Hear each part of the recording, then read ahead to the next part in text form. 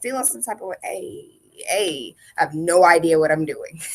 But I love the music. I love the rhythm. I love the rhyme.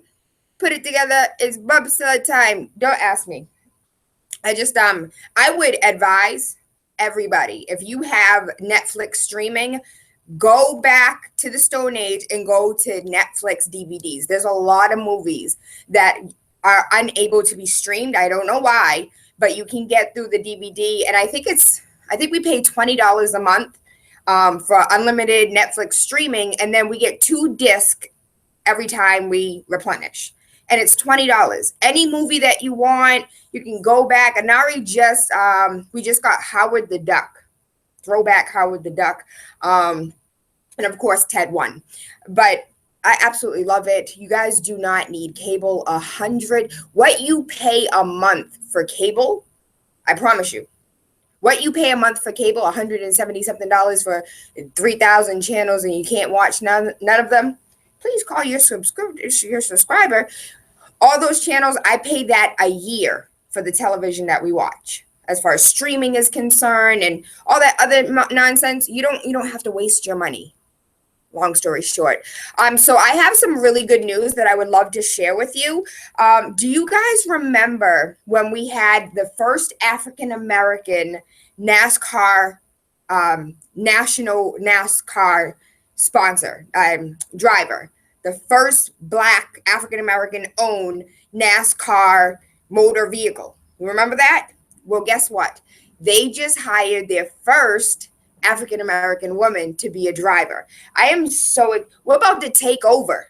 We're about to take over NASCAR. They're about to be really mad. It's about to be juicy juice and Kool-Aid. No, let me not perpetuate that nonsense. But I am extremely proud. Her name is Sarah Elrod. She was born in Kansas in 1993. And listen, she is still looking for drivers. So if you're interested in drivers, Melissa LeBron is still looking for drivers. And when I tell you that Sarah Elrod is absolutely beautiful, she's amazing. I could read off this bio, but it's about 16 pages long. She's been driving since the age of 12. And for more than 8 years, she's had a successful level up to the top. And now she is NASCAR's Black woman driving for the NASCAR's first Black owner. I think it's huge. Shout out to her. Please tweet her and tell her you're definitely a chica, because she is. And in line with chicas, girls at a homeless shelter learn how to code and work towards brighter futures. So we kind of give up on these children that, in a sense, have no family, they have no future, we put them in this box, because where you start, of course, is where you end up in life. Not. But homeless teens are working their tech-savvy sides thanks to a special club at their shelter. Brookview House is a nonprofit that provides housing to homeless women and children, as well as other special programs. It's also home to Coding Club for girls who code. Now, I don't know if you remember, but we went ahead and interviewed girls who code over a year and a half ago. And it was like this up and coming thing. Now it's huge. The program, which is part of a National Girls Who Code organization, is currently in its second year at the Dorchester Center in Massachusetts, a nonprofit with 15 girls participating. The Brookview House executive director, Deborah Hughes, told reports that the club isn't just about helping the teens learn a cool new skill. It's also about helping them prepare for the future.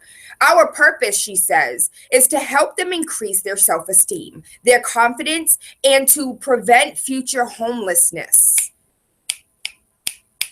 Yes, it is our hope that the confidence will propel them on a track that leads to college. This goes back to having skills with your hands and learning a trade and knowing something outside of the book knowledge that you learn.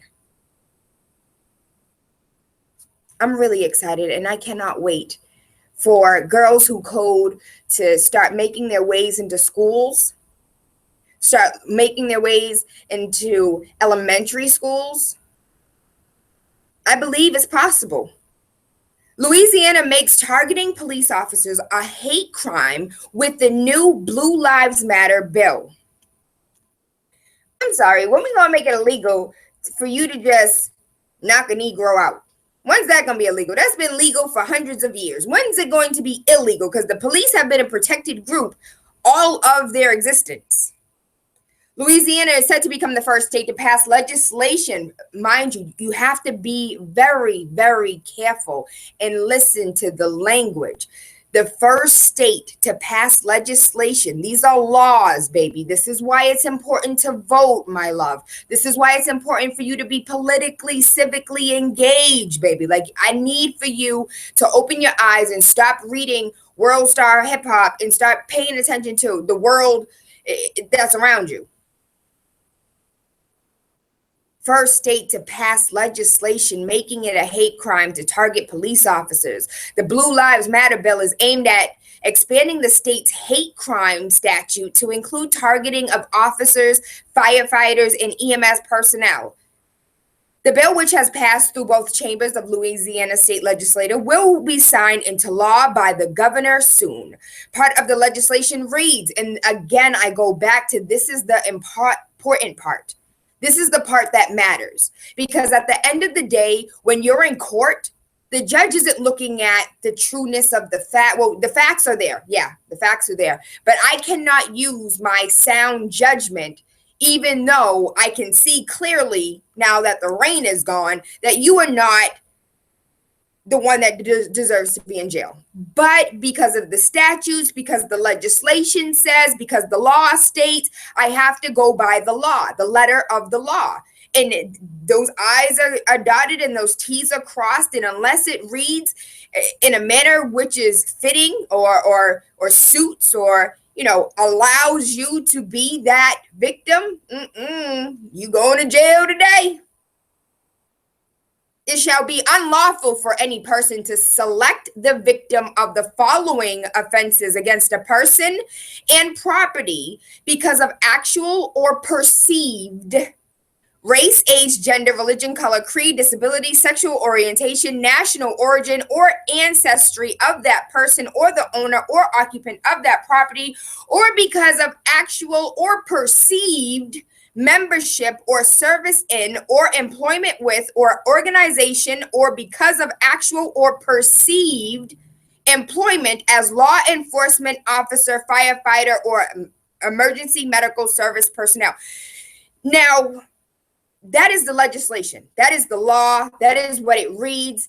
It could be actual or perceived that I know that they perceived me to be a cop by the way that I walked, or they saw the little badge on my t-shirt, underneath my shirt, underneath my sweater, underneath my jacket.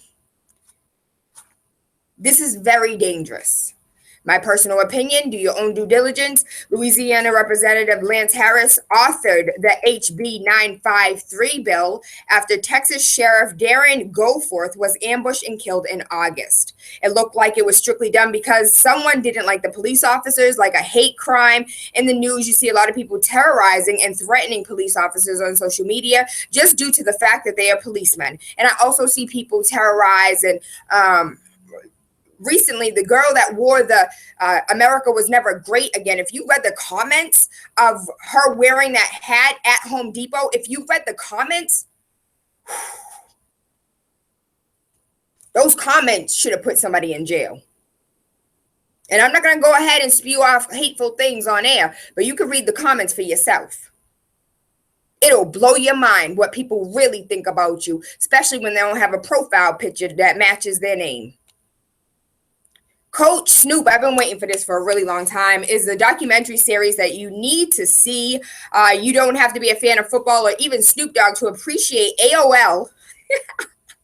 When's the last time you heard that? Ding, ding, ding. Appreciate AOL's 9-episode documentary, Coach Snoop, which follows the legendary rapper as he mentors athletes and helps them become successful not only in football, but in life. The series follows the Snoop Youth Football League, SYFL, as Snoop serves as the coach that inspires and motivates the 12-year-olds he works with. In the first episode, he even explains that rap was just a means to an end for him, and coaching is his true calling in life. And I go back to our conversation yesterday with Mr. Thomas when he said that, you know, it's a means to an end. This clothing line is a means to an end. You know, music is a means to an end. Nothing. This is not, there is no longevity.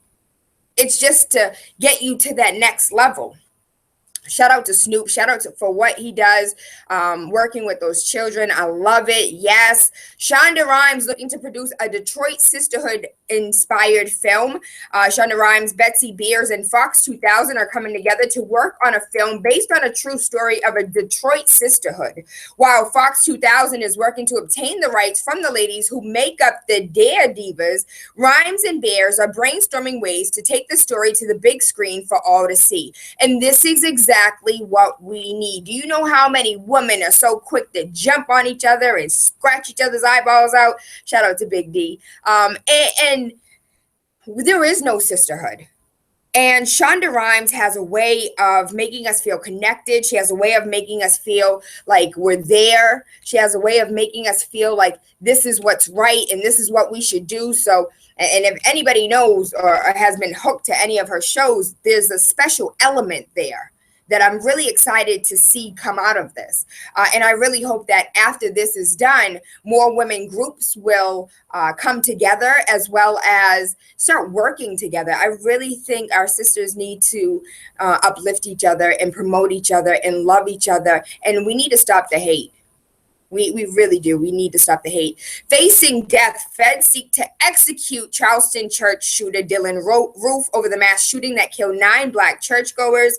He is 22 years old, facing 33 federal charges, including hate crimes and firearms. He is accused of shooting dead 9 Black parishioners in South Carolina. The massacre prompted national push to remove the Confederate flag. Pause. So, in light of July 23rd, David Banner coming to Boston, I am reading a book with a different lens. I flipped through the book before. It's called The Hidden History of Massachusetts, a guide for Black folks. And when I tell you about Amherst, when I sit here and say, you know, other schools in the South, we're over here like pumping our fist about them changing school names and building names and street names after from slave owners to, you know, maybe prominent people of today or inspiring people of yesteryear. We have a lot of splaining to do, Lucy. Because half of these damn street names, half of these damn bus stops, train stations, half of these names that we run around here, yo, I'm over here, I'm gonna save it. I'm gonna save it for David Banner on July 23rd. But you can't even find the book. I went on a wild goose hunt yesterday looking for the book. I found it at the RCC library. But there is no other place where you can get that book. Black bookstores, probably. Hidden History of Massachusetts, a guide for Black folks. It's really a guide for anybody who wants to know about Massachusetts' true history. So we're going to go ahead, and that's what the theme of David Banner, July 23rd, is going to look like. And just to crack open that egg and to give you guys a little sneak peek, we have officially partnered up with the city. So this is going to be a city event. Wake Up with Tayla Andre, City of Boston. I hear somebody in the car screaming right now. Thank you, baby. It's yes. So this whole time I couldn't give you any information is because I was hoping and praying and lighting candles and hoping that this would become true. And it definitely has. The city of Boston has partnered up with Wake Up with Tayla Andre, and we are talking about the hidden history of Boston and why we are where we are today and what that means and how do we heal. That's the biggest part. So aside from just bringing out the history, how do we heal from this history that we don't even know about? We haven't learned it. No one taught us. It's not in school. It's not real history. Or at least that's what the textbooks say. Shout out to James Lowen, Lies My Teacher Told. Awesome book. The NRA fury as Hawaii considers groundbreaking bill, which would put all gun owners in the state into a FBI database. So you just won't, City of Boston, Tayla Andre has her gun license, you're registered, we got you. They're now in Hawaii considering putting, not just me, but every gun owner in an FBI database. It would automatically notify police if the island resident is arrested anywhere else in the country. Supporters say that the law would make Hawaii a leader in gun safety laws, yet other gun owners said that they shouldn't have to be entered into a database to practice a constitutional right. And I'm here for the comments. I do see one commenter said that this is a very slippery slope, because now all of a sudden, they can target you. You say something wrong online, they want to come get your guns. So this is, let the states do what the states do. Let them control that. These are just comments. I haven't really felt out the language of the legislation for me to actually feel some type of way. And again, we have to be mindful of language in the legislation. And just to give you an overview of what that means, recently I contacted, let me be transparent. It wasn't recently. It was 2 years ago, last year, 6 months ago, 4 months ago, 3 weeks ago. This has been an ongoing conversation that I've been trying to have. And it hasn't been working out for me. So I contacted the civil committee, or the people that service the civil service exam. And I asked them, the question is Massachusetts racist? Right now we have, hold on.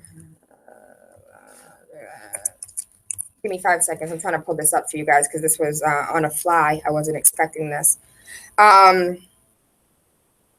The HDR. So my question is Massachusetts racist? Because right now we have 12,317. This number is old because the email is old. Eligible candidates of the Boston Police Department waiting list. We, of course, have spoke with William Evans, who is also, and we've also spoke with Governor Baker, who both said that they will have a conversation, which I don't believe has been had yet, a conversation about assisting communities of color and making more foot soldiers look like the communities they police. I'm 100% aware of the process, but right now we have 100% of acceptance of officers that are either disabled vets or vets, no matter where they're from, as long as they live in our city, state for at least 1 year, with no percentage dedicated to lifelong residents, high school graduates of the city of Boston or anywhere in the state, or any special demographics. 11.4 is the percentage of veterans in 2014 that were Black. 11.4. So if we're looking at 12,317 eligible candidates on the BPD Boston Police Department waiting list, which also goes, this goes out to the MBTA, because the MBTA still follows those same practices. As far as the fire department is concerned, they still follow those same practices. 11.4% of veterans in 2014 were Black. 6.1 were Hispanic. 78.9 were non-Hispanic white veterans in 2014. So if we are hiring nothing but disabled vets and then veterans and then all other civilians, there is a 78.9% chance that they are going to hire a white man, because the diversity as far as women is concerned is as low as the diversity of colored folks. 1.5 were Asian. These are veteran numbers. 0.7% American Indian or Native American or Alaskan Native, because we decided to come to this country and kill them all and then not even acknowledge them during Thanksgiving, or 0.2% of Native Hawaiian or other Pacific Islander, and 1.2% were some other race or somebody who didn't want to identify into these little boxes that you try to put me in. Again, 11.4% of the veterans in 2014 were Black. 6.1 were Hispanic. 78.9 were non-Hispanic white. If we know these are the facts, if we know these are the numbers, why are we not? Now, this goes back to the email These are facts. 79% of veterans nationwide are white, and the civil service exam considers disabled veterans before considered residents of the Commonwealth. Boston MBTA staff is comprised of 74% Caucasian. Boston Police Department is comprised of 66% Caucasian, and the Boston Fire Department is comprised of 72% Caucasian. There has been no alteration to the hiring process that even gives the illusion of seeking equity or diversity. Boston's majority are Black and brown, yet there is no reward for the majority of those jobs. And I ask, please, again, is Massachusetts racist? Because we know the numbers. We know 79% are non-Hispanic whites. But yet, and these are veterans. But right now, 100% of the officers that are accepted into the MBTA, into the Boston Police, into the Boston Fire Department are Caucasian. There's something that needs to be done about our system. You want to know what the answer was? The answer is, Tayla, sorry for my slight delay in getting back to you. Mind you, this has been an ongoing conversation for over 2 years. I take my hat off to Jamal Crawford and the work that he does, and his consistency and his drive and his ability to never give up. And the things that he's doing is going to change laws for your babies. I handle press for AF, and HRD is one of our agencies. Brendan said, HRD is responsible for administrating entry-level civil service tests and producing lists for cities and towns enrolled in civil service programs. The civil service program was created by law, MGL Chapter 3. Cities and towns can opt out of the civil service program. Cities with larger populations, such as Boston, would need legislation to get out of civil service. To create new hiring preferences or change current hiring preferences would require an act of legislation. An act of legislation. Who'd you vote for? Who are your politicians? Whose feet are you holding to the fire? Don't for 5 seconds think that I'm letting, the government off the hook, but I'm also holding you accountable, because Tayla's voice can only be heard so far. I don't know if you remember the Disney movie, the Pixar movie about the people on the Who, the little who with the elephant. And he kept screaming and screaming, and the elephant couldn't hear him. But when the entire town, when the whole conglomerate of the Who started screaming, that's what Horton hears a Who. Horton heard the whole Who and ended up saving this itty bitty flower because everybody's voice was collective. And all we over here doing is collecting shoes, collecting bags, collecting boyfriends. We collecting everything but the things we're supposed to be collecting. And that's politicians, that's lawyers, that's people who are going to walk into a state house and make a damn law change. But it's okay. Y'all ain't got to vote. Keep sleeping. You'll wake up one day. We have a call on the line, 617-282-0062. Good Rising Caller, you're live. This is appalling. People of color, put in air quotes, are 63% of the city of Boston. And by the statistics I was just listening to you run off, only 17% of those accepted into the police academy are combined people of color. Hold on, pause. No, let me be clear. There's 12,317 eligible candidates on the Boston Police Department waiting list. In 2014, 11.4% of veterans were Black. Again, you have to remember that we hire in veteran preference by disabled veterans, and then everybody else. But if we have 79% of non-Hispanic whites as veterans, that's when the problem is like, we have 79% of non-Hispanic whites, and who do you think is going to be the pool of disabled vets, and then everyone else? Right. So that's what I heard. So that 11 point something percent were Black, and 6.1 Hispanic were Latinos. Yes. So that makes a combined vets of color 17%. roughly around 17%. Yes. In a pool of 79%.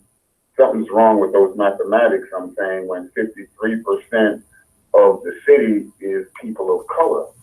So I want to know who among those 53% are voters, because something is wrong with those who oversee this process. They don't need to have another term in elected office. I'm just going to put it to you straight like that. So one of the problems is, and that's why I've read, so this is just a copy paste. This wasn't even a real, Tayla, let me help you address your real concerns. This was a copy paste off of the website, because I read the damn website. Absolutely. I read the website everywhere. So you couldn't tell me nothing. You can't tell me nothing. And they copy pasted it and was just like, hey, if you want anything changed, go holler at your legislation. Until that happens, we're doing everything legal. We ain't got to answer to you. Who are you? Holler at the elephant in the living room. Horton needs to hear these who. Hey, I love that. Who are you? Who letting this stuff happen? Shout out to you, Taco. That was amazing. Absolutely. I think I'm about to run for something, and it's gonna be me and Horton. Here's a who, and y'all are the who's. No, I'm just joking. I'm just joking. Thank you, Taco. I love it. Appreciate you. Hope you have an awesome day today, and congratulations on you know what. All right. Big City 101.3 FM, waking up with Tayla Andre, Monday through Friday, 5 a.m. to 7. We're coming to the top of the hour, and we have a very special guest about to call in. I'm really, really, really excited. So for those who don't know, we have an ongoing problem here, right? And I go back to David Banner coming to Boston July 23rd. And I want to talk about the fact that a lot of people are getting their history off Instagram memes today. A lot of people are getting their history off independent films today. History that should be in our history books is being learned from children through their phones and learning lies my teacher told in school. One of those independent films happens to have been screened on Monday, and I want to give a huge shout out to those who came out. Huge shout out for those who put on the event. I know it's difficult, but somebody got to do it. I can only imagine how much time it took to edit the film to bring it down to 2 hours. Currently, we have on the line Sabir Bey. Sabir Bey took a Q&A after the Out of Darkness premiere at RCC. And when I tell you that I did leave early, I had to get home so I could be up at 4 a.m. to be here with y'all. But I met him personally. And when I tell you that soul is so pure, it's so beautiful. I'm really excited for this conversation, for us to sit here and discuss the seriousness of what needs to take place. This paradigm shift of the history that we learn and the history that is the truth. So before I bring up Sabir Bey, I believe we have a representative of the viewing on the line. Good rising, caller, you're live. Good rising, baby, it's you. Hello, can you hear me? I can hear you. You're kind of faint, though. Oh, I can hear you now.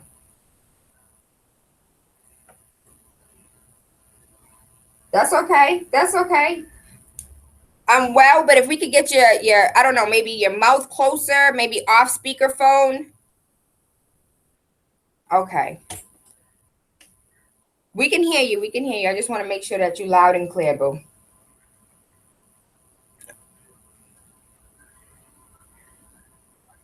I'm feeling really good. I'm feeling really excited.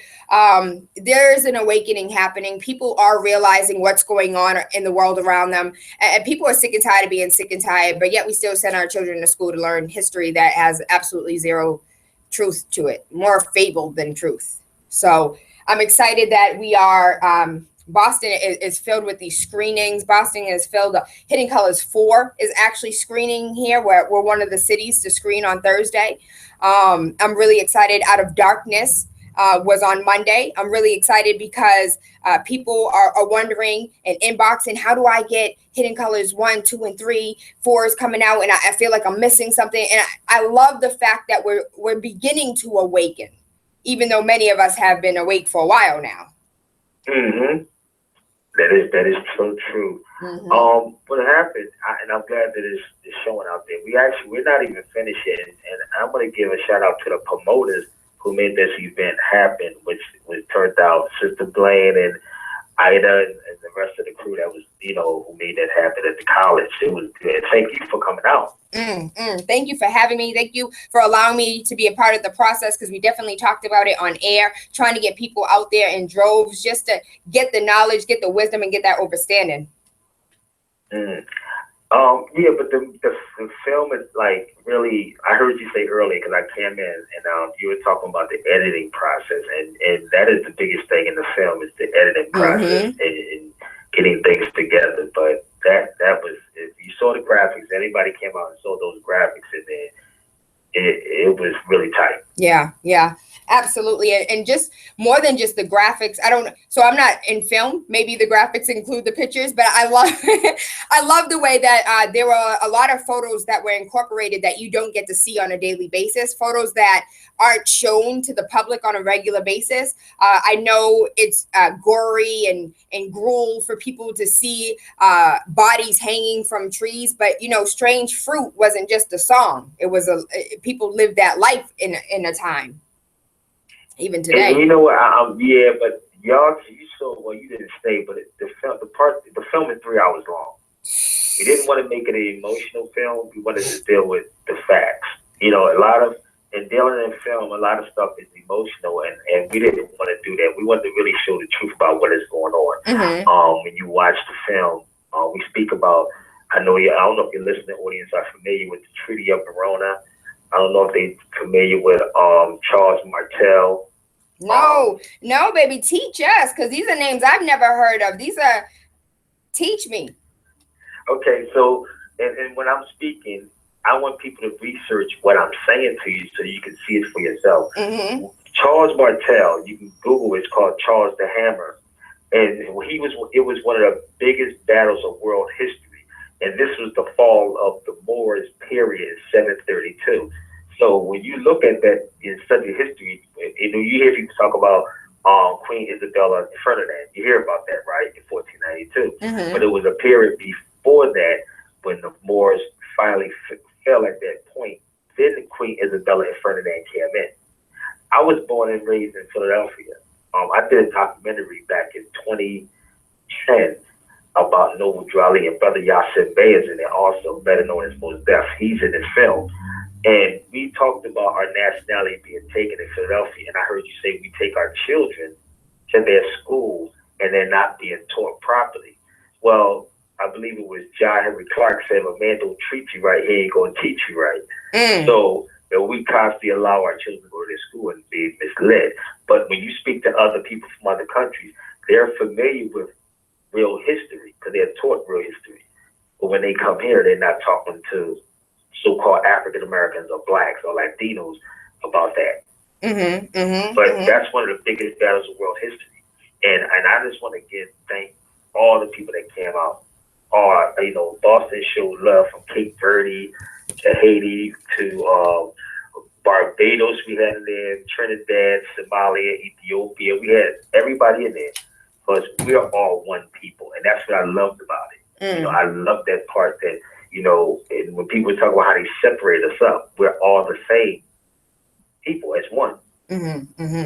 So, really quickly, let's. I'd like to talk about the film because we were limited with time. And I want to talk about how does one, aside from the film, aside from Out of Darkness, aside from the Hidden Colors, aside from those, how does one gain this knowledge? How did you gain this knowledge? How does, the ones before you who taught you, that mentored you, like once upon a time it was illegal for us to read, so we necessarily couldn't write. How is this knowledge even passed down, and how do we know it's even true? I was with one of my elders yesterday who taught me, but we could always read. That is the problem. This is what media puts out there. If we know who we are, again, remember I say we were Moors. If you look up the history of the world, not modern day, not the Moors conquered Spain, the Moors civilized civilization. We created the colleges, the schools. We did that. So we could read, but we could not read the way they were reading. Is a difference. Okay. Just like if I say, can you read music? You would probably tell me no, right? I can read a half note. Right? I can read a half note. I took music in school when they actually allowed us to have music in school, and that was another part in the film that they mentioned. But yeah, I can read a half note, not all sheet music, but something. And then most can, right? I can't read music. So when we talk about we couldn't read, we couldn't write. Yes, we could, but we couldn't read and write the way they were trying to do things, because they threw things off. How I got into this, I used to be in the Nation of Islam. From the Nation of Islam, I went to Sunni Islam. I was in Sunni Islam for a long time. Ran across a brother in Philadelphia who was wearing a fez on his head, and his brother named Kamar Gabriel. That was probably 16 years ago, and he took me to his house. And I used to ask him questions about what he had on his head. He had a fez on his head. He took me to his house, and I had a jalabia, Philadelphia, the Sunni beard, the kufi, the whole nine. You couldn't tell me nothing. Prophet Muhammad was the seal, blah, blah, blah. You couldn't tell me nothing. Went to the brother's house. He said, brother, I want you to read something. And the first book he pulled out was a Webster's Unabridged Dictionary. He said, I want you to look up the word Indian and trace it. When I looked at the word Indian, it referred to the indigo people, which was us, the dark people. I said, hold on, what do you mean, brother? And then from that point on, I stayed at his house every single day. And I remember what Malcolm said, no good diction which stole the dictionary.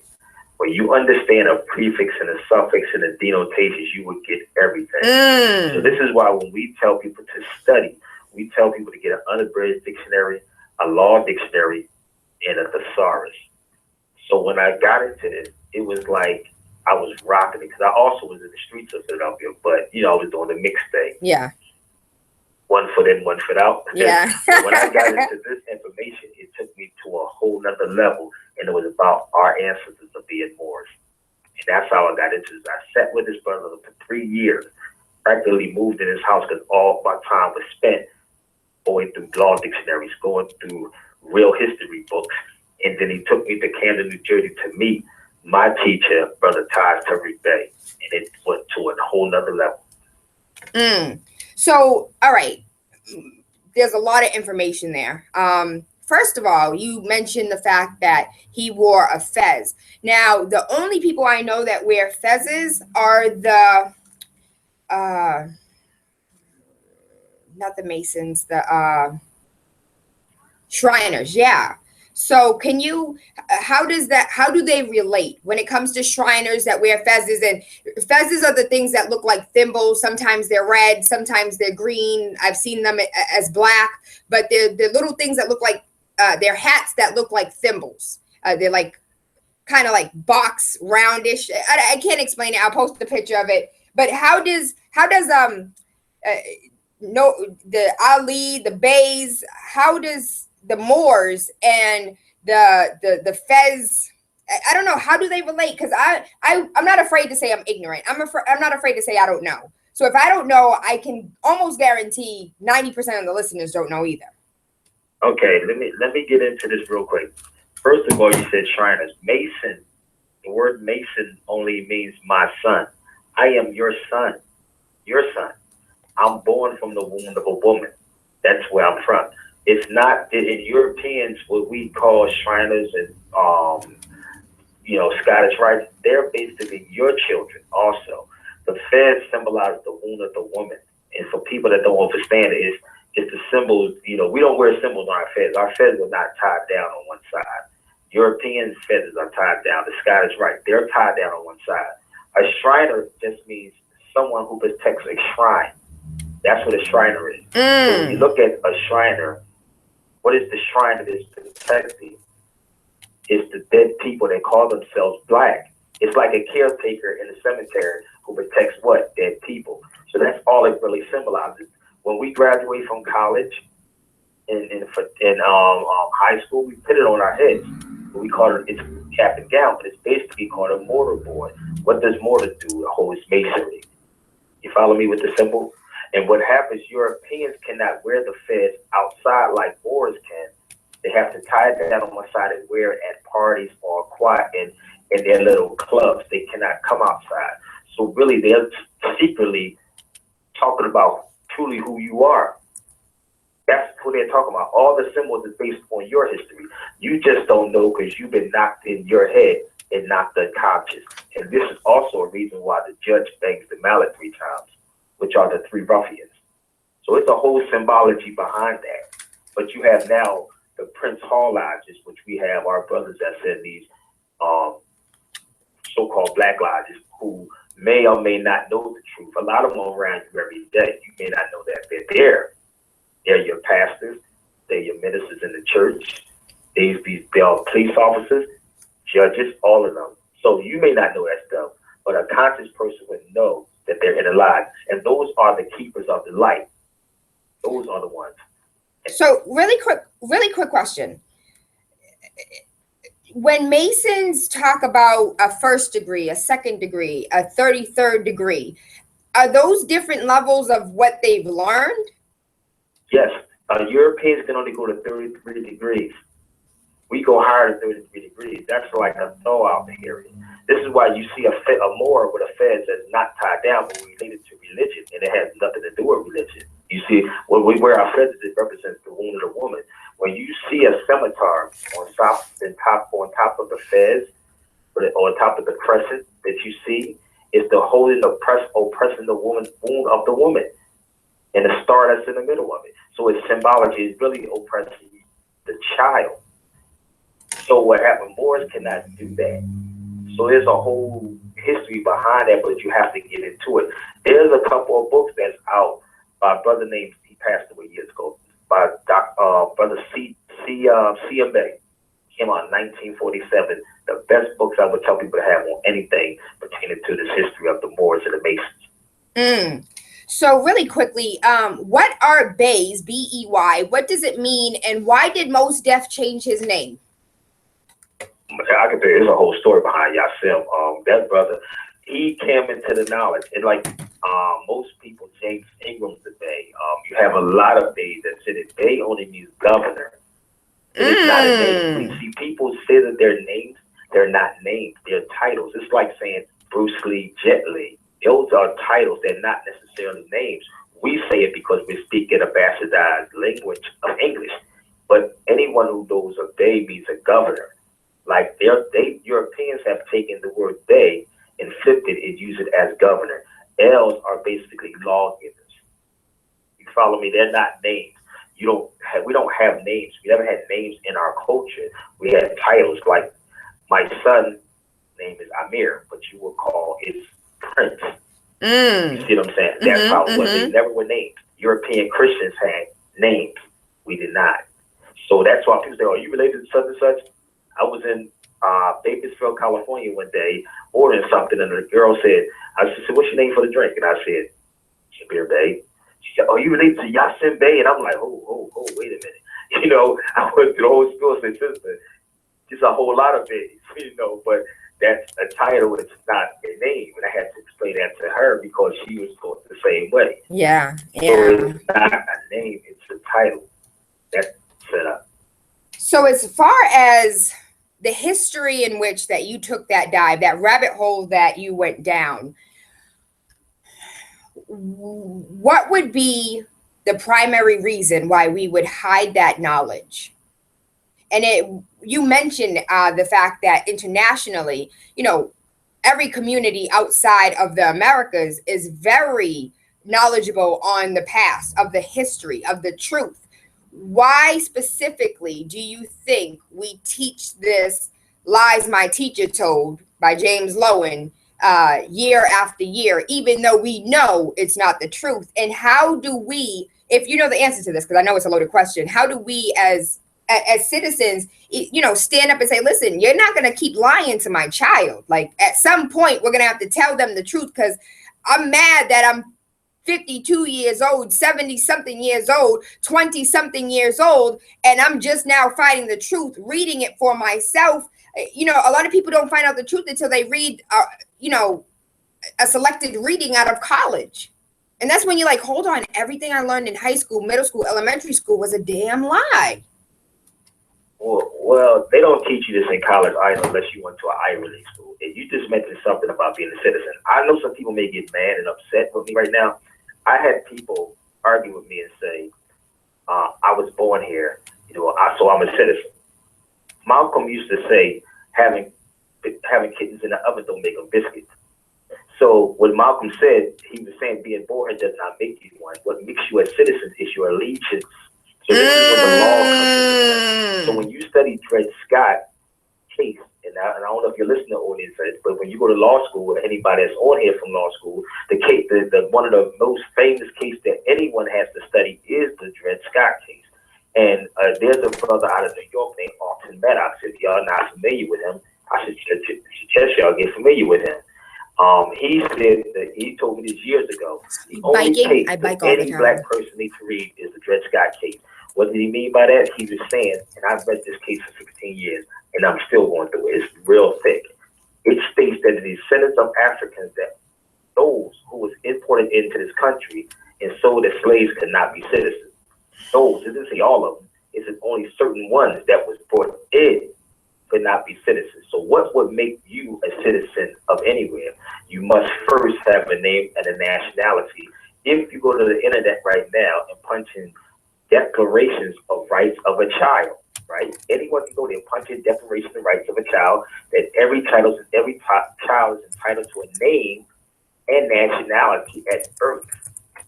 That's what the United Nations was talking about. Now, so when you're looking at black people who are displaced, they don't have a citizenship, they only were granted that. So when you're reading the Constitution under the 14th Amendment, it did not make you one. It made you a subject. Okay, and this may be a little deeper for your audience, but those who understand law know exactly what I'm talking about. And this is why we must have these classes in Boston. We talk about Atlanta, the different places.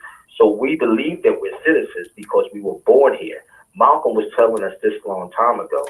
He was on it before he left. He started dealing with nationality. He started talking about certain things about nationalism. He had the title L on his name before he left, Malik El-Haj El-Shabazz, before he left. He started becoming conscious of who he was. So again, we look at things and say, well, we were born here. No, that doesn't make you one. It makes you a federal citizen, not a state citizen. We can go into that. But that's what the Moors was dealing with about us. I said I was born and raised in Philadelphia. In Philadelphia, in 1774, known fact, non-emotional, no belief system, our nationality was taken in Philadelphia in 1774. Then in 1779, Negro, black, and colored was placed on our people to take us away from our history. We were citizens of America. We were citizens of America. That's how it was set up. So when you get this, like you said, this rabbit hole goes very deep on who the Moors are. But what they did do is say you can emancipate and proclamate, which means it's not a law. Emancipation, proclamation, people, is not a law. It means to be set free and to proclaim who you are. So what do we proclaim and what was it set free from? So when you're set free, you proclaim who you are. We never did that, nor did any of our so-called black scholar, leader, teacher, preachers ever tell us what that was. But Noble Drew Ali in 1913. If I may interject really quickly, for those, I saw maybe for the first time to place a face with a name, the picture on Monday when they show the picture of Noble Drew Ali. Do you know, he looks like he could be alive today. He looks like he could be walking in Dudley today. Yeah. And a lot of everybody came out of that camp. Father Divine, Daddy Grace, Elijah Muhammad, everybody came out of that camp at that time frame. You got to look at when that happened, when he left in 1929. 1929, he passed. So everybody came out after that. You see what I'm saying? But if we don't give him credit for that because he didn't go to Harvard or Yale or Spelman or any other colleges, which we all set up anyway. There is no, sorry, and I said it the other day, there is no HBCUs, whatever, historically black college. It doesn't exist. Because if you look at history, they're not being taught true history. We're being taught about slavery. Matter of fact, they have a slave movie coming out, Roots, again. If one studied the first Roots, it was plagiarized anyway. If you study it, you can look it up. It was taken from a book called The African. So when you really get into this history, you start seeing how even people, sisters that look like you and I, are still misleading our people. But we're not talking about how deep this thing goes. I told you, you went all the way down the rabbit hole. You go that deep, you start seeing things. You know, you say, wait a minute, I want to turn around. I know. Like you said, someone has to do it. Can I run off some of the books that I can tell people to get? Absolutely, please. And for those that are currently listening, we are streaming on YouTube. We're also streaming on Facebook, so you can always rewind. I know Mixcloud, this will be on Mixcloud. I know Mixcloud doesn't let you go backwards, so we are on YouTube. We are on Facebook. You can go back. If you're not getting it, if you're in your car, be safe, baby. No texting and driving, no writing and driving. You can always go back and get the information at a later date. I'm sorry, continue. No, I was going to say that again about that texting and driving. man, that's dangerous. But the books that I would suggest people to read, and I know, I don't know if you ever heard these before. One of the greatest books that I love, and I'll beat this book up, is Ancient and Modern Britain. It's Ancient and Modern Britain. The book you can probably get it, might be $60, something like that, if you can get it cheaper. And it was written in 1884 by David McRitchie, an Irish guy. Mac is our names too, also. Also, 100 Amazing Facts About the Negro. You can get it for $17 if you got Amazon Prime, $19.95 with free shipping. Hey, that's a book that everybody should have, but you don't hear our scholars talking about that. When you read into the book, it speaks about William Penn pronouncing us as being jet black, the Moors. The history is in there in 1600s. 100 Amazing Facts About the Negro by J.A. Rogers. Nature Knows No Color Line by J.A. Rogers. There's what else? The other book. There's oh my gosh. This one I bought. I'm trying to post this for you guys. In West Africa in 1415 and 1670, before slavery, right? It speaks about Cape Verde. It speaks about the Moors in Guinea and Moors in Ghana. And when I say Moors, you spell it M-O-R-I. My people that love to talk about Ghana, or M-O-R-E-D. And it speaks about Cape Verde, the connection between us, how we're all what. There's what else other book that they had? There's a lot of different books, but there's a lot of posts on my Facebook.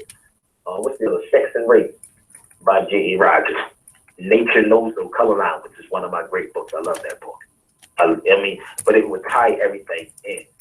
So how we're one family.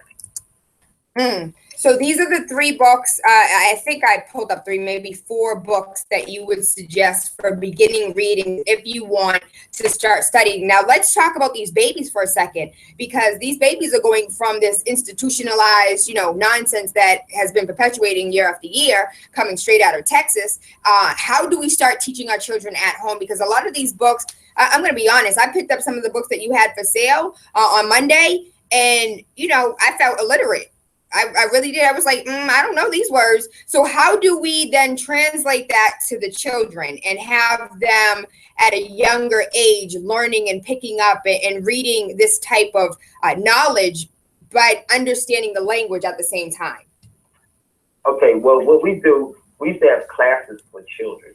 All right, I have a sister right now, and you talk to this 16-year-old sister, which she's getting ready to start having classes in Atlanta. She's 16. She's been listening to my radio show since she was 14 years old. I just left Atlanta Wednesday.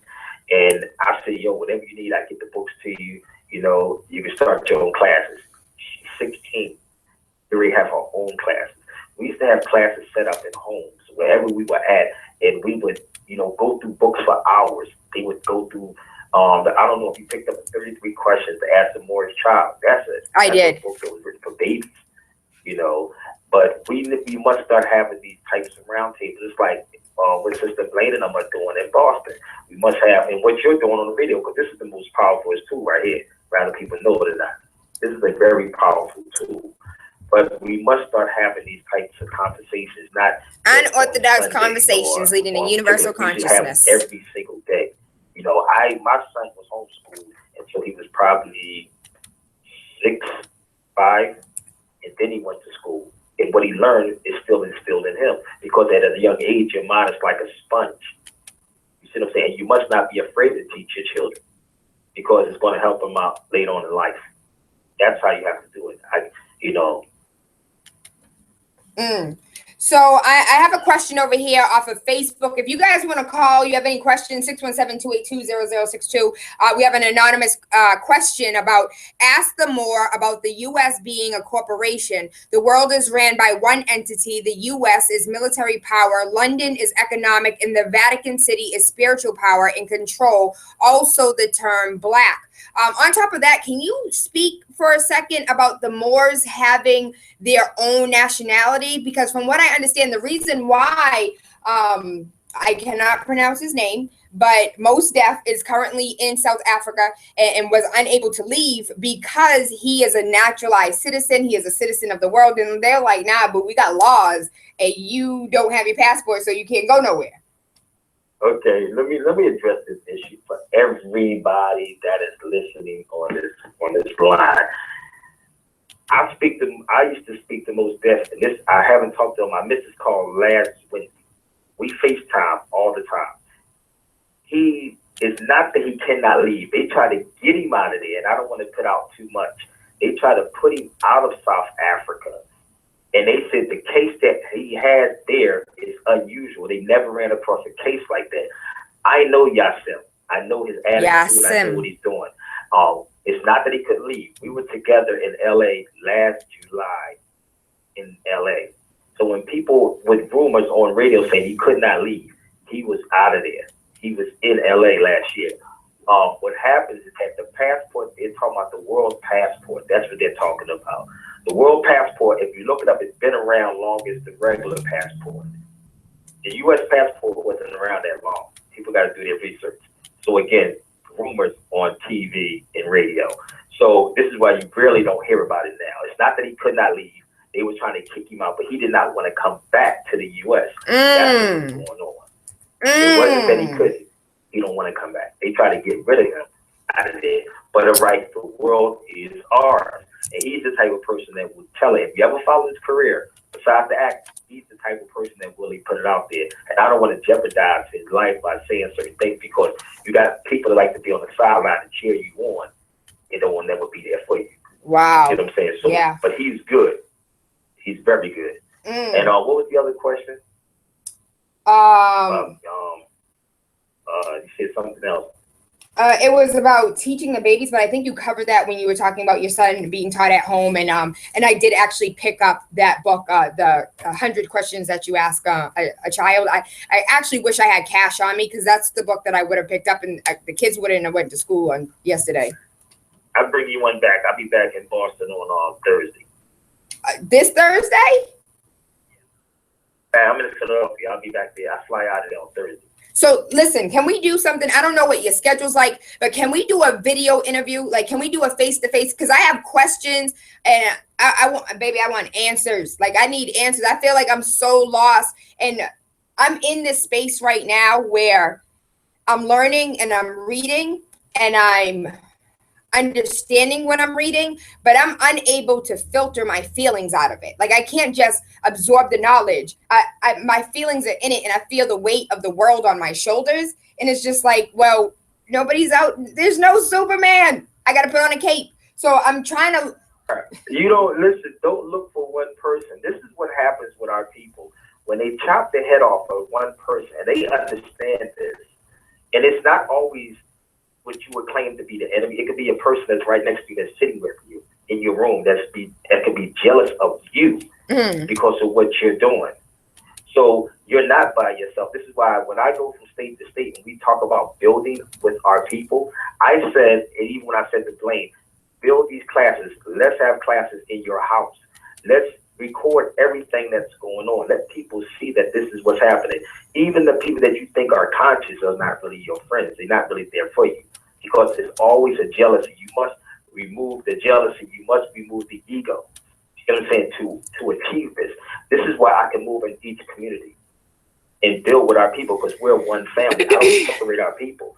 If you Taino, if you from Ayati, if you from Ethiopia, that's your family. We are the majority of people globally. You have more darker people here than you have anywhere else.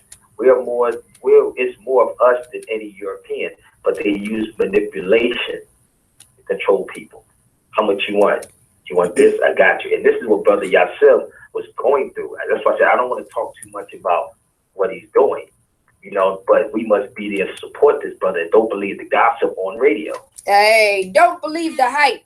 You can believe what you hear on Big City 101.3 FM, waking up with Tayla Andre, Monday through Friday, 5 a.m. to 7, 617-282-0062. Please, by all means, give us a call if you have any questions, because I know this is a lot to take in. I know unless you've studied the Moors, unless you've studied Islam, unless unless this is the way in which you want to go, you're not going to understand. And trust me, you're not the only one.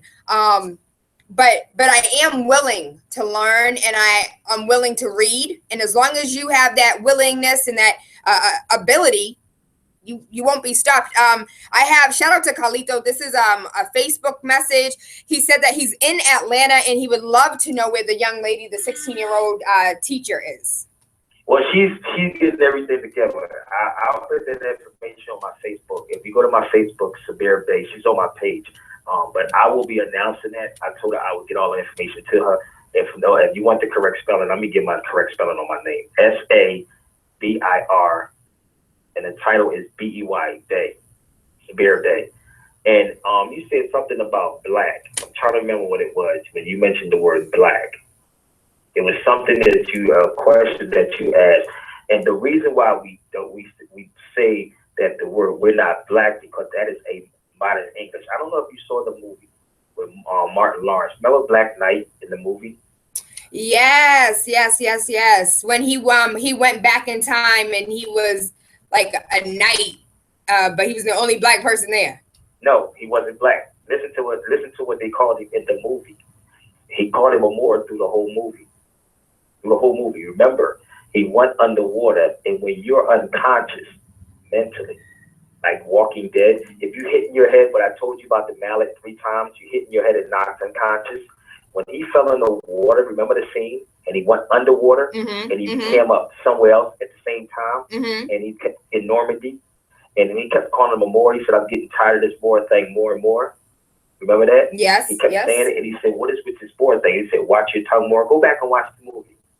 And there's another scene in Wild Wild West with Will Smith at that time frame when they called him black. I'm giving y'all scenes so y'all can go back if you have the movies, because what Hollywood does is get real life stuff and they put it in the movies.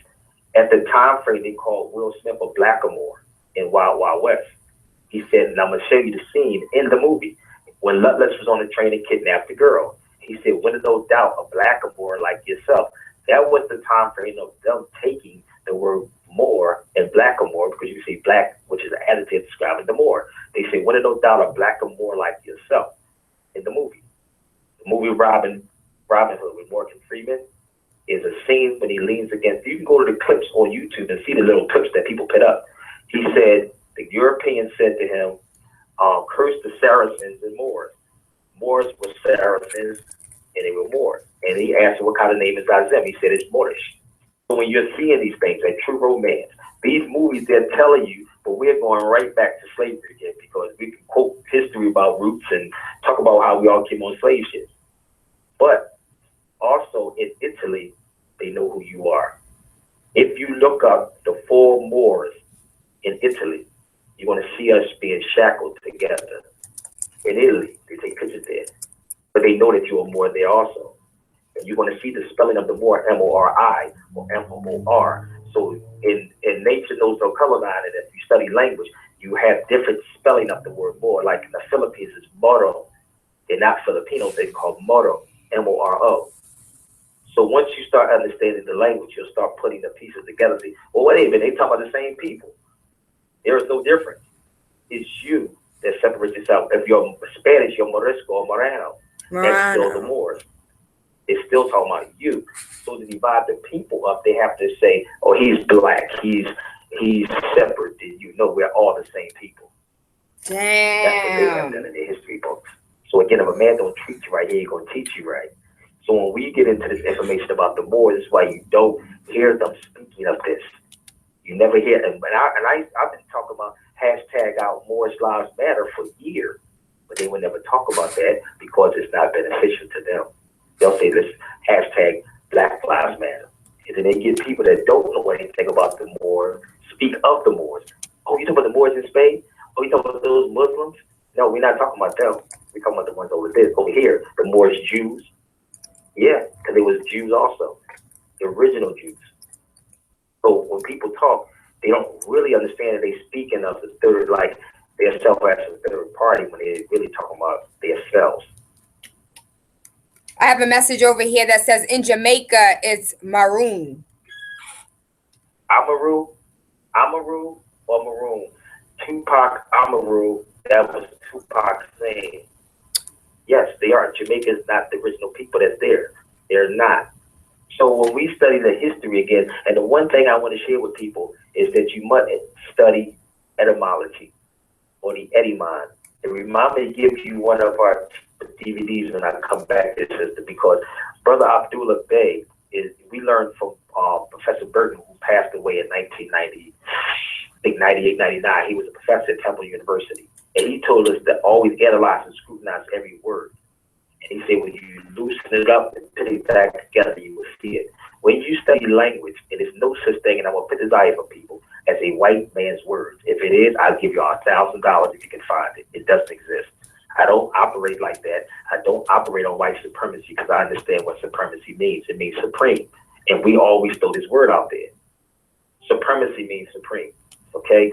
When we talk about these things, we're just dealing with it from an emotional standpoint, not a factology standpoint. So we'll say white supremacy and don't realize they sitting over here laughing at you because they say, wait a minute, they didn't get it. It's called inferiority. That's what it is. And Frantz Fanon talks about that in his book, Black Skin, White Mask. And he was from Mozambique when you study his book. So it's not white supremacy, it's inferiority. And I don't fear them because I understand who I am, and I know that we taught everybody. If you talk to an Irish person, they will tell you this.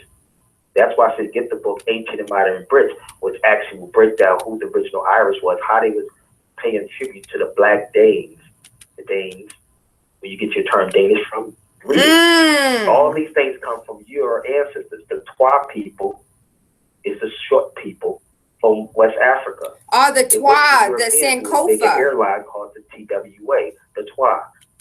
This is what they're doing. They're taking your history and flipping it, and you don't even realize they're talking about you. You see what I'm saying? All this is about you, but at different time frames, we were called, Moors was spelt differently. You got the Danes, you got the Saracens, you got all these people are still Moors. We claim Moors because it's modern day now. So we are running out of time right now. I have so many questions. Can you speak on, and then on Thursday or whenever you're available, we'll sit down and we'll do something live so you guys can see it. It'll be unfiltered. Woo! And we'll be. He said he'll be here and we'll get it on film. Last question I have is, we had a conversation about 2 years ago with some of the Moors here in Boston, and they made mention to nationality. I think that's the part that we didn't cover yet, and becoming a naturalized citizen, and they have their own passports, and they have their own form of government. And can you speak on that? Well, let me say this real quick, because people when you study the passports before 1930, your nationality card, remember I told you that passports came later on. Before 1930, your nationality card was supposed to be a passport. Since then, everything else been commercial. When you study Title 7701 of the United States Code, it'll start telling you how the United States is a corporation. It is a corporation. So what happens, everything became corporate. But before that, you did not need a passport. Your nationality card was your passport. Since everything became corporate after 1933, and everything is corporate now, it's very hard. This is what is going on. We try to teach people this stuff now that was, that was messed up before we even was born. So we got to correct the problems, and that's what's going on right now. So it may seem hard, but we have to do it. It's not for us. It's for our next generation, the generation that's going to come after that. So really quickly, I want to take these calls. Good rising, caller, you're live. How are you doing? Super fantastic. Mr. Nubian, how are you? I'm doing great. I was going to say, you know what I think will really help the world? If we just go to a 3-race system. You're either African, European, or Asian. These people in India and Bangladesh or whatever call themselves Asian. Yeah, they might have Asian DNA, but so do a lot of Chinese people. Like, we did a DNA test. You can go to YouTube. They were a closer cousin to us than Europeans. The reason why Europeans look the way they do is they went to Europe and started having sex with monkeys or whatnot, or Neanderthals, whatever you want to call them things, and that's why they're so hairy and they have that appearance. But if we went to a 3-race system, I would even make Asian and African just one group. So just make it 2 groups: European and African Asian, whatever hyphenation you want to do. That way, when you go anywhere in the world, I don't care what nation you're born, what language your slave master taught you, you know what team you're on. Because in this world, that's how the money's divided: Jews, whites, and everybody else. And that is Mr. Nubian. And you guys that are listening do not have to agree, but you definitely can call 617-282-0062. Absolutely. Can I tell something else? Listen, they are us. I used to be, and I know you from New York too, sister. So when you, I'm a Bostonian. When you talk to an Asian person, I would say Manchuria. That's China. So when we talk about Asia, we are the original Asiatic. Remember Elijah Muhammad used to call it, the whole planet was called Asian? The race was called Asiatic. Remember the history behind that? So yes, they are close to us. European, we gave them the word European. Euro means found in the peon. What does that mean? It means found a slave. You ever hear someone say, "Go ahead, you little peon"? Yeah. So when we say European, which means found in a slave, because the original word slave means Slavic, is the Indo-Europeans and Scandinavians. That's what the word slave is. Look it up in the dictionary. You're going to see it's going to say it's a pedigree of people. You see what I'm saying? So what happens when we call these people Europeans, white people, whatever, that's not who they are, white. Was it either, I don't know if I can say this, but anyway, I want to say it. It's troglodyte. Just don't cuss at me. That's all. I don't use profanity. Troglodyte, Caucasians, or Incavans. When you look at the Incavans or the bank, remember the bank called ING? Remember that bank? I don't know if you remember that. Oh, yeah. What's the symbol of the ING bank? A lion, right? Is it a... Now, yes. Now, that symbol is a Germanic symbol. That's a German symbol. The language that we're speaking today is Western Germanic. It's not English. The word God is church. Circle is church. So when we understand the language, again, is the key. Get out of your emotions and let's deal with the facts. The history of who we are is written right in front of you. But the problem is we have people who are speaking on it that does not have a background in the language or etymology or true history. There's a book called the King Alfred's Plan that explains that give them don't give them no kind of true history at all, no true mathematics, none of these things. So once you start studying this information, you'll say, wait a minute, I thought I knew something, but I didn't. Don't get mad. Just get with the program. And when you Google the King Alfred Plan, it comes up as a fictional CIA-led scheme supporting an international effort to eliminate people of African descent. A fictional CIA-led scheme. But we do know, and the government has admitted to killing many people, including Martin Luther King Jr. So a fictional CIA-led scheme. So maybe in 30 years, they'll tell us the truth when, you know. But it's happening right now. And this is what I'm saying. All this information is happening. But this is why Noble Dwelly said, you must proclaim your name and nationality. If you don't do anything else, you must proclaim a name and nationality. That's why you have to go study the United Nations on their birth. Every child is entitled to a name and nationality at birth, but they don't tell our people that. The only people that don't have a nationality here is so-called black people. And this is why we catching the hell that we are catching today. We can say we're Americans, but are you really American or are you United Statian? You see what I'm saying? Which one are you? Because we keep using these words. America is a continent. It's a continent, north, south, and central. You see what I'm saying? But we say, I'm an American. So it's a whole lot to that, and we can discuss that when I come there. Awesome. Start doing this now. If you go to my website, I have DVDs up there on my website. Please give us your website, your social media, all of that, because we're giving away tickets to Hidden Colors 4. So if you guys are listening, 617-282-0062, your Facebook, Instagram, Twitter, your website, how we can learn some of this information. And remember that you can always go back to some of these visuals, either Facebook or YouTube, to rewind and get whatever you lost. Okay, my Facebook is Sabir Bey. It's plain and simple. SABIRBUI. Sabir Bey. That's the Facebook, the Instagram, the Twitter. The website is thesabirbeyshow.com. Got to get the L on there. Thesabirbeyshow.com. I'm very easy to reach. I'm on Google. I'm always on Periscope and all of that. So I'm always, doing something. I have a question over here on Facebook that says, when you meet with him, can you have a live studio audience? We'll see. We'll see how we can make that happen. But right now, let's get to getting some of these tickets out. I can't wait to see you again on Thursday. Thank you so much, Samir. And some of those books that you spewed out, I went ahead and already posted on Facebook. TaylaAndre, and I'll go ahead and get the social media for Samir and make sure that you guys have access to it as well. Love and appreciate you. Thank you so much for your dedication, for waking up at 6 a.m. to be with us. And I really honestly cannot wait for Thursday. Thank you. I'm ready to head to New York right now. So I'm ready to get up myself and head to NYC. All right, then. All right. I love you too, baby. Thank you. Big City 101.3 FM, waking up with Tayla Andre, Monday through Friday, 5 a.m. to 7. You guys are calling me on Facebook. Don't call me, boo. Don't call me. Shout out to our sponsor, ZC Boston. I posted a video of the food that we ate last night. Sushi is half price on Saturday and Sunday between 11 a.m. and 9 p.m. Do not forget, they're located at 801 Mass Ave. Free parking, half price sushi on the weekend, lychee martinis that are to die for.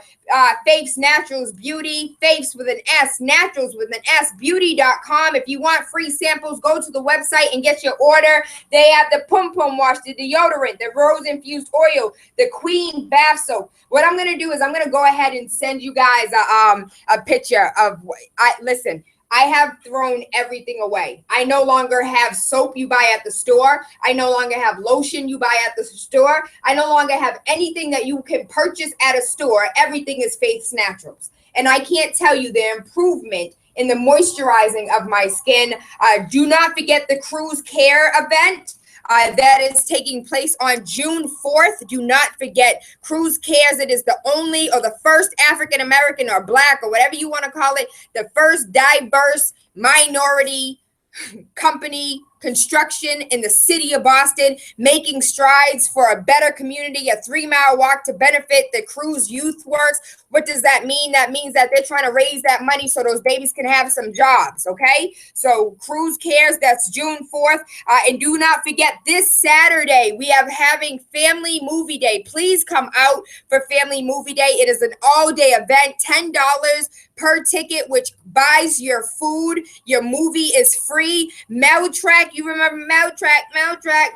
That is between 12 and 1 p.m. Surprise, a romance comedy is at 2 p.m. The Hills, an adult action, is at 5 p.m. And Hunky Holocaust, featuring Tayla Andre, Anari and Asaria, Val Beats, and Alex E. Edwards, is at 8 p.m. I can't wait to see you. We are giving away tickets right now. These phone lines are going in completely crazy for tomorrow's Thursday's Hidden Colors 4. We currently have Cyrus on the line. Cyrus is one of the promoters for the Hidden Colors 4. Thank you so much for your efforts. I thank you. I love you. I appreciate you. Please tell the people how they can get tickets outside of winning them within the next 2 minutes. Cyrus, do I have you? Yeah, I can hear you. Okay. You can go to www.hcboston.info to purchase tickets. I would get on it quickly because they are almost sold out. You know, they're looking like they're going to sell out by the end of today. So I would get on it for those who are listening and are able to win tickets via the program today.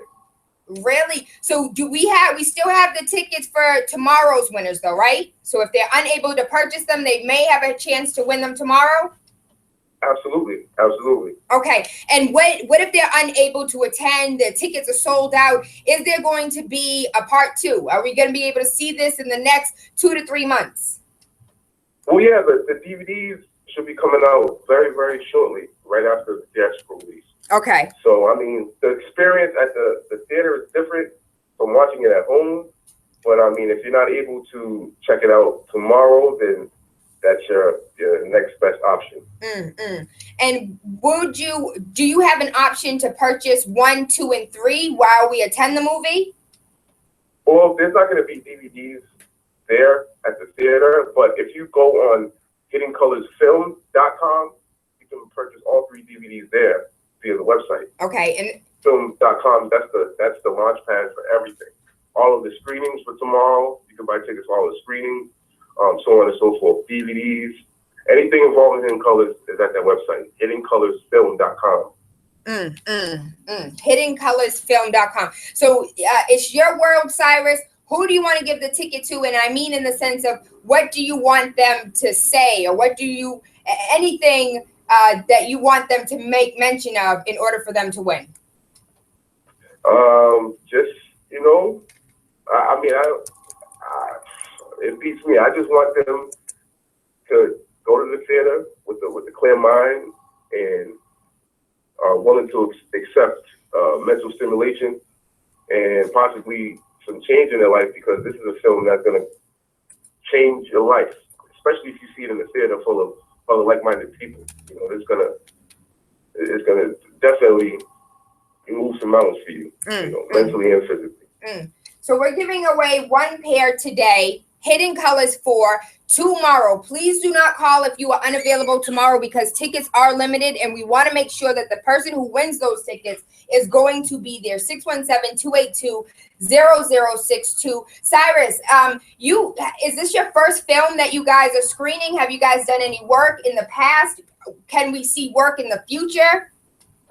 Well, yeah, we screened the last Hidden Colors film, Hidden Colors 4, at Kendall Square 2 years ago, almost 2 years ago. I remember that. And then we've done some collaborations with some big companies like Relativity Screenings. We've done free screenings with them for the film Beyond the Lights and the film Straight Outta Compton. We hosted those free screenings. We helped them host those free screenings. And then in the future, we're going to have a Black Faces Film Festival in October. What is that? That's going to be a film festival that we're basically accepting submissions for filmmakers of the African diaspora. Because, around here, there's not really much of a platform for African-American filmmakers besides the Roxbury International Film Festival. But we need more of that. That film festival is in the summer. So in the fall, we want to open up some more doors for our people to showcase their talent behind the camera. And there's going to be some special things going on with that. I'll have some more information as the event develops, but we're looking to do that in October. We're just getting some things rounded off in terms of finding the facility, you know. Well, thank you so much for this opportunity. I know the listeners are grateful for a chance to win tickets. And I already posted on TAYLA ANDRE the ability for you to go ahead and purchase the DVDs 1, 2, and 3 with other goodies that are on the website. Again, Cyrus, I thank you so much. I know you're busy. We love and appreciate you, and I can't wait to see you on Thursday evening. Thank you. I'll see you there, sister. Thank you so much for having me, and much love to you all. Thank you. Thank you. 617-282-0062. Since he has absolutely no criteria for anybody winning these tickets, the one thing that I would like for you to do is to tell me one person that you know is going to be in the movie. One person. All right. One person that you know is going to be in the film. 617-282-0062. Good to Rise and Call You Live. Hi, Tayla. Hey, baby. Who's going to be in the film? I don't know. I'm just trying to call. I wasn't listening. Do you know who's going to be in the film? No, I don't. Oh, baby, I love you so much, but I need somebody who knows somebody who's going to be in the film. Good Rise and Call You Live. Guest Dr. and Terry Nelson will be in the film. Okay, then, baby. Stay on the line. I'll go ahead and get your information so you can go on Thursday, tomorrow, to go see Hidden Colors 4. Yay!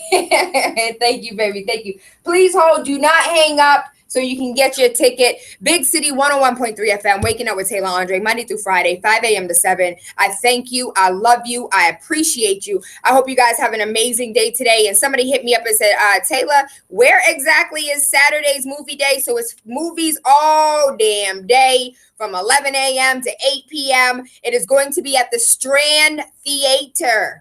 Like the Southern people say, the theater. Boss Lady News, shout out to you. Thank you for allowing me to be a part of this. $10 dinner and a movie day. The movie is free. What you're paying for is dinner by Zaz Restaurant, located on River Street in Hyde Park. Some great food, natural food, fresh food, Asian, zing-zang. It's amazing. And I promise once you go, you'll absolutely love it. He also sells beer and wine to go with your food. That is located in Hyde Park on Saturday. I was going to say July 23rd. On Saturday, May 28th, the movie selections are Meltrack. So you guys remember Meltrack, the African-inspired theme for children to learn about their history. We are showing that at 12 and 1. We are doing gift giveaways for you guys, some t-shirts, some information. We'll have a couple DVDs for you. Surprise is a romance comedy at 2 p.m. The Hills is an adult action movie at 5 p.m. And Hunky Holocaust featuring Tayla Andre, Anari Anasaria, Val Beats, and Alex E. Edwards will be at 8 p.m. This is at the Strand Theater. Shout out to Zaz. Shout out to Boss Lady News. Shout out to Cruz Cares. Shout out to David Banner is coming July 23rd, and we got the city to partner with us. Can I get an amen? Ashe. I love you. I appreciate you, and I hope you guys have an amazing day. I love you. Big City 101.3 FM. Mwah. Sus won the feature presentation. Listen, make sure you wake up with Tayla Andre Monday through Friday, 5 to 7 a.m. on Big City 101.3 FM. Wake up with the Radio Rebel. Politics, news, conspiracies. Wake up your third eye with unorthodox conversations leading to universal consciousness. It's the type of stuff I'm into, all right? Make sure you tune in. Let's go. Stand to the left, stand to the right. Little mama, she keeps looking at me. Oh, hello, good rising, my love. Hello, my love. Hi. What is your first and last? I'm so happy. I am so happy. I want to see this film. I saw 1 and 2, and now I just need to see 3 or 4, and now I'm going to be able to see 4. Yes. That's the point. I'm so glad you're excited about history and about seeing the film. What is your first and last name? R-O-S-A-L-I-N-D. The last name is Jones. Jones. All right. Spell that again for me. You know I'm a little slow. The first name? Yes, ma'am. R-O-S-A.